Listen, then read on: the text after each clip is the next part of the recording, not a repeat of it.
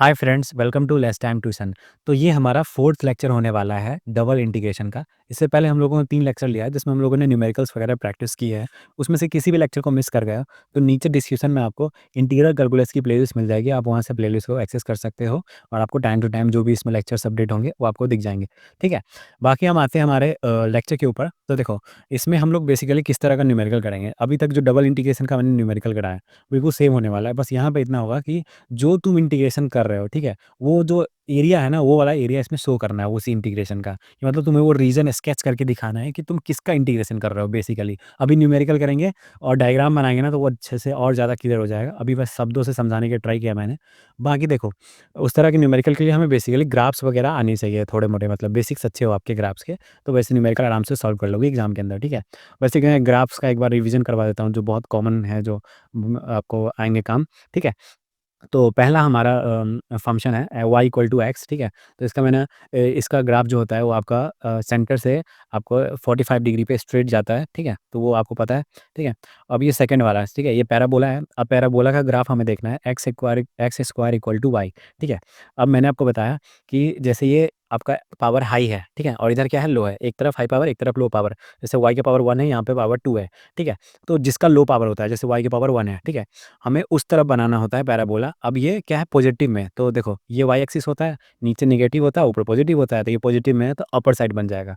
ये y equal to x square, ये दोनों सेम ही है। तो इस तरह से तुम समझ सकते हो कि पैराबोला का इक्वेशन देखिए कैसे हमें ड्रॉ करना है पैराबोला। अब वही चीज़ यहाँ देखो, यहाँ पे एक्स स्क्वायर है, लोअर पावर वाई का है। इसका मतलब वाई एक्सिस में बनेगा हमारा पैराबोला। ठीक है, लेकिन किधर बनेगा, अपर साइड या लोअर साइड। तो यहाँ निगेटिव साइन लगा हुआ है ना, तो निगेटिव वाई एक्सिस किधर होता है, नीचे की तरफ। तो नीचे की साइड ऐसे पैराबोला बना लेना। ठीक है, वैसे ही similarly Y square equal to X है। ठीक है, Y square equal to X है तो लोअर पावर किसका है, एक्स का 1।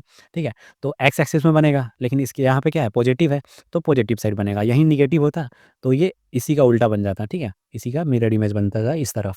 ठीक है, ये फोर्थ पॉइंट था। अब ये circle x square plus y square equal to a r, ये आपका सर्कल का इक्वेशन है जिसमें आपका ए जो होता है वो रेडियस होता है। ठीक है, और जो आपका सेंटर है 0,0 है इसमें।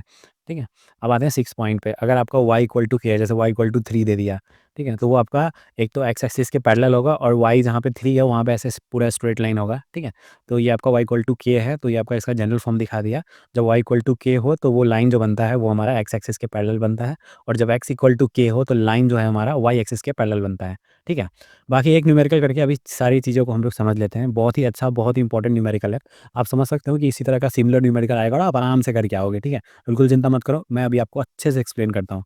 ठीक है, तो देखो, अब हम बात करते हैं इस न्यूमेरिकल की। इसमें देखो, इसमें एक तो तुम्हारे इंटरनल लिमिट्स हैं और एक एक्सटर्नल लिमिट्स हैं। ठीक है, जिसमें तुम्हारा इंटरनल जो लिमिट है वो 0 से वाई स्क्वायर है। तो मैंने आपको सिंपली समझा रखा है कि अगर यहाँ पे वाई है तो इसका मतलब ये एक्स के इक्वल है। अपोजिट बताया था ना मैंने आपको, यहाँ पे एक्स दिखता तो इसका मतलब ये वाई के इक्वल होता है। तो ये आपका अगर वाई स्क्वायर है तो इसका मतलब ये एक्स के इक्वल है। अब ये एक्स के इक्वल हो गया तो ऑब्वियसली जो बचा वो वाई के इक्वल ही होगा ना, सिंपल। ठीक है, ये हो गया। तो इसका मतलब जो हम इसको इंटीग्रेट करेंगे वो हम पहले किसके रिस्पेक्ट में करेंगे, एक्स के रिस्पेक्ट में, क्योंकि इंटरनल लिमिट क्या है, एक्स के इक्वल है। सिंपल। अब मेरे को यहाँ पे बताओ कि तुम्हारा इंटरनल लिमिट आई एल, ठीक है, इंटरनल लिमिट तुम्हारा एक्स इक्वल टू 0 है पहले। ठीक है, और कहाँ तक है, x equal to y square तक। ठीक है, ये तुम्हारा इंटरनल लिमिट है। अब हम बात करते हैं एक्सटर्नल लिमिट की। एक्सटर्नल लिमिट एक है तुम्हारा y इक्वल टू 0, दूसरा है तुम्हारा y इक्वल टू 1। सिंपल, ये हो गया। अब ये बताओ, ये क्या है मेरा, x इक्वल टू 0 का मतलब क्या होता है, y एक्सिस।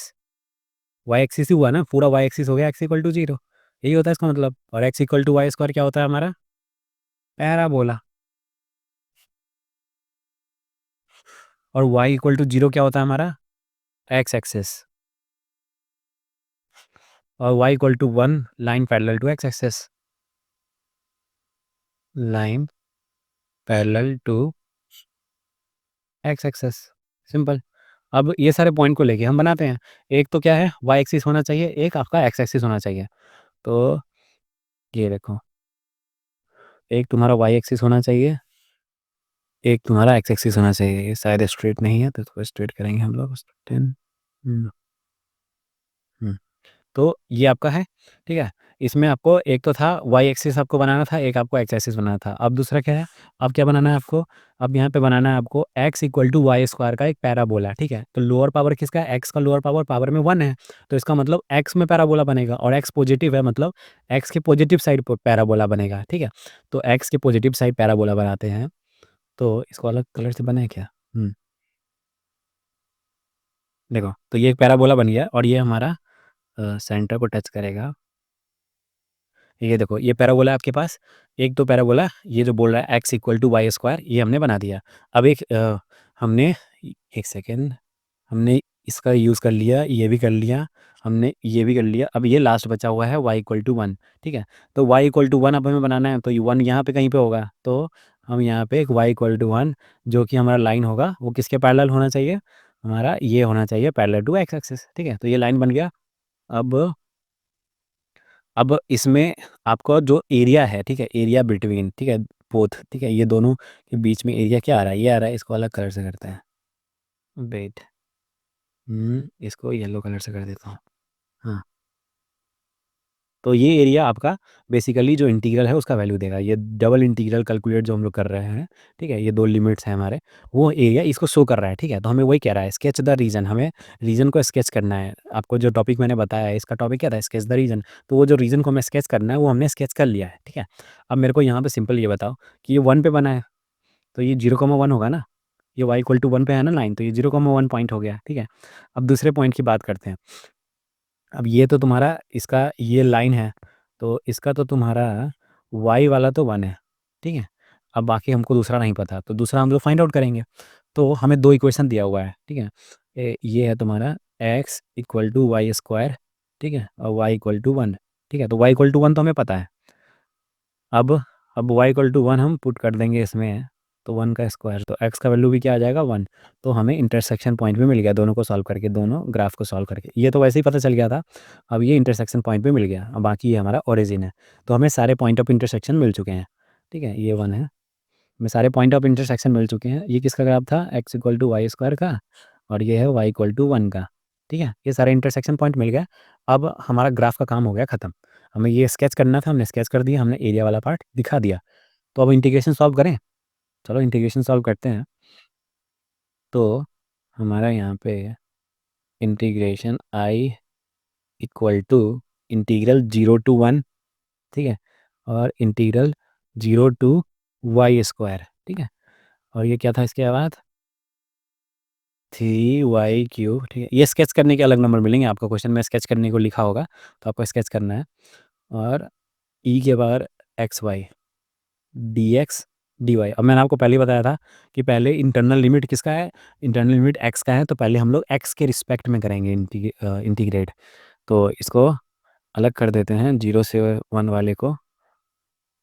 तो पहले एक्स के रिस्पेक्ट में इंटीग्रेट करते हैं। ये 0 से क्या है? वाई स्क्वायर, और आपका यहाँ पे है 3y क्यूब इंटू ई की power x Y D x, ठीक है?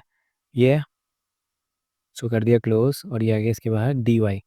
ये हो गया। अब देखो आगे बढ़ते हैं इसमें हम लोग। तो इसका मेरे को ये बताओ, इंटीग्रेशन 0 से 1, और तुम्हारा यहाँ पे बाहर 3y क्यूब हम कॉमन ले लेंगे, ठीक है? 3y क्यूब तो हम बाहर कॉमन ले लेंगे, क्योंकि हमारा x के रिस्पेक्ट में कर रहा है, और 3y क्यूब किसी काम का नहीं है अगर x के रिस्पेक्ट में हम लोग कर रहे हैं, तो इसको हम लोग बाहर ले लिया, ठीक है? अब हमको भैया बताओ इसका इंटीग्रेशन क्या होगा? अब x के रिस्पेक्ट में कर रहे हैं, तो y तो कांस्टेंट है, e के पावर जो एक्स वाई है, तो y तो कांस्टेंट है, और e के पावर x का हमारा इंटीग्रेशन e के पावर x होता है, लेकिन x में y मल्टीप्लाई है, तो इंटीग्रेशन में क्या होता है? जो x के साथ मल्टीप्लाई होता है वो डिवाइड में जाता है, ठीक है? तो आपका इंटीग्रेशन निकलेगा ई के पावर एक्स वाई, और अपॉन में एक वाई डिवाइड में चला जाएगा। ई के पावर एक्स का इंटीग्रेशन तो ई के पावर एक्स होता है, लेकिन एक्स के साथ वाई मल्टीप्लाई में है, तो वो क्या होता है? पावर में डिवाइड जाता है। और इसका लिमिट क्या है? 0 से वाई स्क्वायर, 0 से, क्योंकि ये कांस्टेंट था तो इसमें तो कुछ अप्लाई नहीं करना, तो 0 से वाई स्क्वायर, ठीक है? ये आ गया आपको। बस इसको तो वाई के रिस्पेक्ट में हमें करना ही है बाद में इंटीग्रेट। अब इसको सॉल्व कर लेते हैं, फिर बाद में इसको वाई के रिस्पेक्ट में पूरे को इंटीग्रेट करेंगे। तो इसको सॉल्व करते हैं, 3y स्क्वायर है। अब इसमें एक्स की जगह तुम वाई को पुट करोगे, ठीक है। क्योंकि देखो वाई है यहाँ पे, तो कन्फ्यूजन में ऐसा मत करना कि वाई की जगह वाई स्क्वायर लिख देना, नहीं। एक्स इस डी एक्स है ना, एक्स के रिस्पेक्ट में इंटीग्रेट करें तो एक्स के जगह वैल्यू पुट करेंगे। तो यहाँ पे जब वाई स्क्वायर पुट करेंगे तो वाई स्क्वायर इंटू वाई तुम्हारा वाई क्यूब नहीं हो जाएगा। तो y y square into y तुम्हारा वाई क्यूब हो जाएगा, और इस वाई का कोई काम नहीं है। मैंने क्या बोला, एक्स में लिमिट पुट करेंगे तो ये वाई काम का है क्या, नहीं ना, तो इसको बाहर निकाल देंगे ना। तो ये वाई काम का नहीं है तो इसको बाहर निकाल दिए, तो हमारे पास सिर्फ ई के पावर एक्स वाई बचा। तो ये वाई क्यूब बन जाएगा वाई स्क्वायर पुट करते ही, और फिर माइनस। अब इसमें जीरो पुट करेंगे तो ई के पावर जीरो वन होता है, तो यहाँ लिख दिया। ये हो गया तुम्हारा ये डी वाई, ठीक है। सिंपल हो गया, अब तो बहुत आसानी से सॉल्व कर लेंगे। ये तुम्हारा टू बन जाएगा पावर थ्री से, ठीक है। अब इसको फर्दर हम लोग प्रोसीड करते हैं। अब मेरे को ये बताओ कि इसको बाहर थ्री को कॉमन लेके इंटीग्रेशन जीरो से वन, ठीक है। और यहाँ पे क्या हो गया तुम्हारा three Y, sorry Y square, Y square E के power Y cube minus one D Y, ठीक है। कुछ ऐसा बन गया। अब इसको हमें सॉल्व करना है। तो इसको सॉल्व करने का हम लोग क्या कर सकते हैं कि इसको वाई स्क्वायर को अंदर, इन सबको अंदर मल्टीप्लाई करते हैं, थ्री को छोड़ के। थ्री को बाहर रखो और सबको अंदर मल्टीप्लाई कर दो, इंटीग्रेशन को भी। तो इंटीग्रेशन जीरो से one y square into e के पावर वाई क्यूब, ये आया, ठीक है। फिर माइनस इंटीग्रेशन जीरो से one y square d y, एक डी वाई यहाँ पे भी होगा क्योंकि हमने सबको अंदर कर दिया। हो गया। अब इसको हमें सॉल्व करना है। तो इसको सॉल्व करने का क्या तरीका हो सकता है, अब हमारे पास ये तो बहुत सिंपल सा इंटीग्रेशन है, इसको तो हम आसानी से सॉल्व कर लेंगे। पर ये इंटीग्रेशन तो सिंपल नहीं है, इसको सॉल्व करना होगा हमें ना। तो इसको सॉल्व करने के लिए ये आपको बेसिकली ये जो फॉर्म में दिया हुआ है, इसको सॉल्व करने के लिए बहुत आसान तरीका है। आप लोगों ने पहले भी 12th क्लास में ये किया है। जैसे आपका ये इंटीग्रेशन वाई स्क्वायर ई के पावर वाई क्यूब है ना, इसको सॉल्व करना है ना। तो अब ये समझ में आ जाएगा, सब्स्टिट्यूशन मेथड से इसको इंटीग्रेशन को सॉल्व करेंगे। जैसे वाई क्यूब है, वाई क्यूब को हम क्या टी मान सकते हैं, टी मान लिए। ये वाला चीज़ आप लोग कर चुके हो पहले भी, ठीक है। फिर भी मैं यहाँ पे समझा रहा हूँ कि जब वाई क्यूब को तुम टी मानोगे तो तुम्हारे पास क्या होगा, दोनों तरफ आप कर दो डिफरेंशिएट, तो थ्री आगे आ जाएगा और पावर में माइनस, तो थ्री वाई स्क्वायर, ठीक है। ये बन गया, और डी वाई, और इधर भी डिफरेंशिएट किया, बोथ साइड डिफरेंशिएट कर रहा है तो ये डी टी बन गया, ठीक है। अब ये डी टी बन गया तो हमको ये बताओ कि वाई स्क्वायर, ठीक है, Y square d y equal to d t upon three, ठीक है। तो वैसे तो हमें यहाँ पे वाई क्यूब था तो वाई स्क्वायर देख के समझ में आ जाना चाहिए कि हाँ यहाँ पे वाई क्यूब है, तो वाई क्यूब का इंटीग्रेशन तो y square kind of something आएगा, ठीक है। तो जहाँ क्यूब का इंटीग्रेशन वाई स्क्वायर दिखेगा वहीं हमें समझ जाना है कि वाई वाई क्यूब को हम टी मानेंगे तो हमारा ऐसा कुछ बनेगा। तो हमारा ये वाई स्क्वायर डी वाई की वैल्यू क्या आ गई, डी टी बाई थ्री। तो इंटीग्रेशन में क्या है, वाई स्क्वायर डी वाई की वैल्यू क्या है, डी टी बाई थ्री। तो वाई स्क्वायर डी वाई की वैल्यू क्या बन जाएगी, डी टी बाई थ्री। तो इंटीग्रेशन तुम्हारा वाई स्क्वायर डी वाई की वैल्यू बन जाएगी D T by three, D T by three. और वाई क्यूब को क्या टी माने हो, वाई क्यूब को टी माने हो, तो तुम्हारा ये हो गया ई के पावर टी, ठीक है। अब ई के पावर टी हो गया। अब मेरे को ये बताओ कि तुमने वाई का बिल्कुल चेंज ही कर दिया, वाई को गायब ही कर दिया, और तुम्हारा जो लिमिट था वो तो वाई का था ना, जीरो से वन। तुमने वाई को टी में कन्वर्ट कर दिया, पर ये लिमिट जो है जीरो से वन वो किसका है, वो तो वाई का है, टी का थोड़ी है। तो हमें टी का लिमिट निकालना होगा ना, ठीक है। तो ये चेंजिंग ऑफ लिमिट होता है इसके अंदर, ये हम लोग 12th क्लास में पढ़े हैं बेसिकली। अब मैं वापस से अभी एक बार आपको अच्छे से समझा देता हूँ। अब जब तुमने वाई क्यूब को टी माने हो तो y की वैल्यू लोअर लिमिट में क्या थी, जीरो, तो यहाँ पे जीरो डालो। तो y की जगह जब जीरो डालते हो तो t क्या मिल रहा है, जीरो। तो तुम्हें t की लिमिट मिल गई ना, t इक्वल टू जीरो मिल गया, लिमिट पहला। अब अपर लिमिट क्या है, वन, तो y की जगह वन डालोगे तो t क्या मिलेगा, और y की जगह वन डालो तो यहाँ देखो वन का क्यूब वन, तो t का वैल्यू वन मिला। तो हमें t का लिमिट मिल गया जीरो से वन, सेम ही मिला, लेकिन हर केस में सेम नहीं मिलता, अभी सेम मिल गया है। लेकिन तुम्हें लिमिट्स अलग से फिर फाइंड आउट करना पड़ता है अगर तुम वैल्यू चेंज किए हो, y की जगह अब तुमने पूरा t ला दिया है, ठीक है। तो ये हमने लिमिट हम लोग चेंज की है। अब इसके बाद हम लोग देखते हैं, ये तो बहुत सिंपल सा, बहुत ही ज़्यादा सिंपल इंटीग्रेशन है, तो इसको तो हम एक बार में कर सकते हैं। तो इस इंटीग्रेशन का हो जाएगा तुम्हारा वाई क्यूब अपॉन थ्री, ठीक है, पावर में प्लस वन अपॉन थ्री, ठीक है। तो ये जीरो से वन हमारा हो गया इसका लिमिट। अब आगे फर्दर प्रोसीड करते हैं, ये हो गया। अब इसका हमें क्या करना है, इसको हमें इंटीग्रेट करना है, तो ई के पावर टी का इंटीग्रेशन क्या होगा, ई के पावर टी वही होगा ना। तो वन अपॉन थ्री को तो पहले बाहर कॉमन ले लो, ई के पावर टी का इंटीग्रेशन, ई के पावर टी और इसका क्या है तुम्हारा 0 से 1 का लिमिट है, वो लिख दिया, और बाहर एक 3 ऑलरेडी था। सिमिलरली माइनस, अब यहाँ पे क्या है तुम्हारा, यहाँ पे भी तुम्हारा y³ अपॉन 3 जिसका लिमिट है 0 से 1। ठीक है, अब लिमिट को करते हैं पुट। ठीक है, अब लिमिट को पुट करेंगे, तो पहले तो मेरे को ये बताओ कि अगर मैं ये 1/3 और ये 1/3 को बाहर कॉमन ले लूँ, ठीक है, इन दोनों में से, तो ये बाहर 3/3 आके कैंसिल नहीं हो जाएगा। अब ये अंदर क्या बचा, e⁻t जिसका लिमिट है 0 से 1, फिर माइनस y⁻3 जिसका लिमिट है 0 से 1। ठीक है, ये हो गया। अब सिंपल है, अब तो हो गया काम खत्म हम लोग का लगभग। सोल्यूशन पे हम लोग e⁻1 माइनस e⁻0, टी का लिमिट पुट कर दिए ना 1 और 0, तो फिर माइनस, अब y का लिमिट पुट करो, पहले 1 पुट करेंगे y में तो 1 माइनस, फिर 0 पुट करेंगे तो 0। ठीक है, ये कर दिया ब्रैकेट में, ये हो गया बन। अब इसको सॉल्व करो, e⁻1 तुम्हारा e होता है, ये -1 और ये अंदर माइनस किया तो फिर ये 1। ठीक है, तो ये बन गया तुम्हारा e⁻²।